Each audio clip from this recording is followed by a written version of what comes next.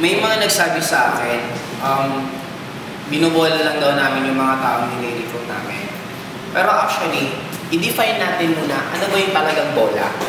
Kasi may sabi nang brainwash kami ng tao. May mga iba kaming kinakausap na after namin kausapin, biglang nagbabago na yung pananaw, parang nag-iiba na brainwash namin. Pero actually, ang brainwash talaga nung bata tayo. Kasi the moment bata ka, kahit anong sabihin sa'yo, accept ka lang ng accept. Hindi ka pa marunong mag-repel.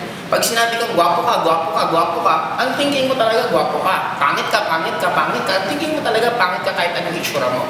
Ngayon, nung bata tayo, ano ba sinabi? Mag-aral, mag-aral, mag-aral. Pag nakapag-aral ka ng mabuti, gaganda buhay mo. Yun po para sa akin ang totoong brainwash, totoong bola. Bakit? Ang daming ginawa yun. Nag-aral, nag-aral, nag-aral.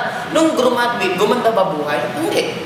Pero imagine mo kami, habang pinipresentan ka namin at na-open yung mind mo, hindi ka namin nabobola. Bakit? Nasa adult ka na. Kung nasa adult ka ng pag-iisip, kahit sabihin ko, bentang kita ng bato, sasabihin ko, bato to ni Darna pag ininom mo, o magiging Darna ka. Siyempre, hindi ka maniniwala. Bakit? Alam mong kalokohan yun. Kaya ka naniniwala sa akin, hindi dahil sa nabobola kita.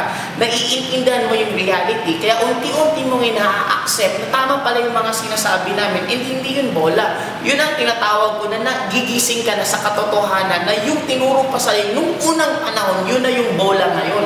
Yung sinasabi namin sa inyo, yun na yung katotohanan na reality. Kaya paminsan nga, may mga napipresentan kami nasasaktan. Bakit nasasaktan? Kasi totoo. Parang ito, kung maganda kang babae, sabihin kang pangit ka, pangit ka, pangit ka, walang dating sa'yo. Bakit? Alam mo maganda ka eh. Pero pag alam mo pangit ka, sabihin kang pangit ka, pangit, pangit ka, masakit. Bakit? Totoo eh. Kaya kung ikaw nasasaktan habang pinipresenta namin, may mga nasasabi kami na nasasaktan ka, isa lang ibig sabihin nun, totoo kasi ang sinasabi namin. Kaya ano ba talaga ang bola?